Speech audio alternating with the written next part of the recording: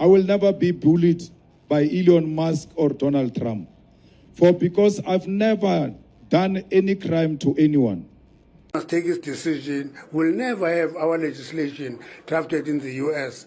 Legislation will be drafted here. We'll take decisions here because we know the conditions here. For example, non-sexist. We want to live together in peace, harmony, and equality. We do want to see our country succeed and growing. We must not allow others to define us, but more importantly, to divide us.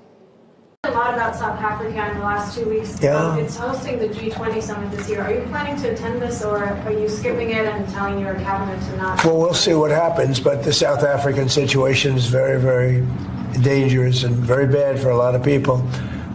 There's tremendously bad things going on, including the confiscation of property, and worse, much worse than that. You know what I'm talking about. And we're not making any payment until we find out what's going on in South Africa. Yes, please. If you look at the waste and abuse that has run through USAID over the past several years, these are some of the insane priorities that organization has been spending. We must ensure that we make South Africa so prosperous that people don't want to leave South Africa to go to other countries. But then, ons moet dan vir mekaar sê, erken die regte van die Afrikaner.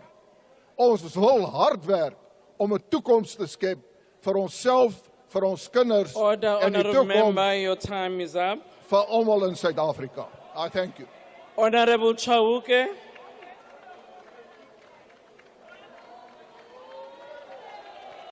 She's here to come and monitor and supervise the colony.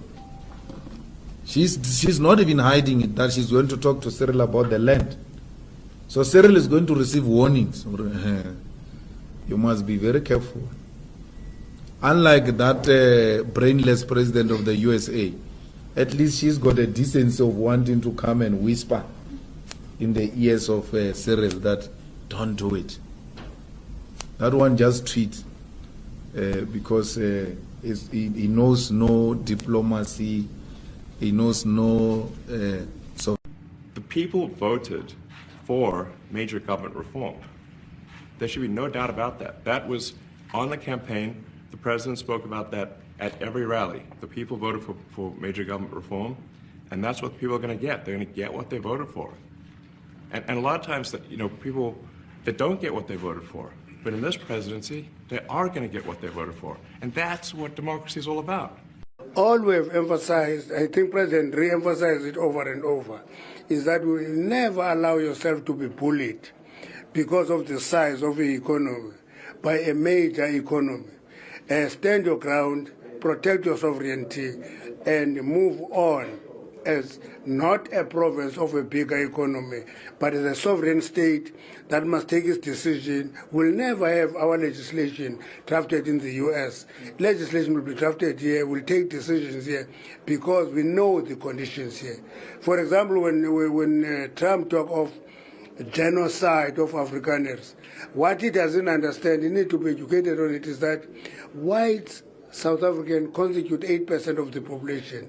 Africans who are oppressed constitute about 80% of the population. Therefore, it is not imaginable that an 80% can be suppressing 8%. It's something that I don't understand. How does he imagine it? And we must stand our ground. We must refuse to be bullied and never be a horse of a child, of a teacher, because there is meat in his home. Fight and go home and eat dry Sam. Hyping of the international economy, the United States or China. It's USAID, not the U.S. military, that is working to try to blunt Chinese influence. So it's ultimately American and European rules that control the global economy, not Chinese rules. So USAID is out there protecting American jobs and American interests. And if you roll up USAID, it is just a massive gift to China in particular. And that is very bad for U.S. national security interests, very bad for the U.S. economy. And we will demand the expulsion of private companies such as G4S, which has links to Israel and runs a prison in Mangaung.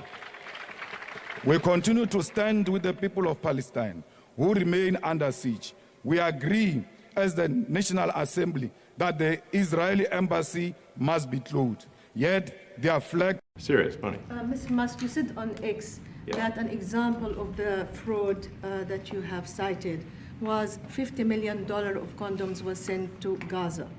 But after fact-check this, apparently Gaza in Mozambique, and the program was to protect them against HIV. So can you correct the statements? It wasn't sent to Hamas, actually. It was sent to Mozambique, which makes sense why condoms was sent there. Yeah. And how can we make sure that all the statements that you said were correct, so we can trust what you say? Well, first of all,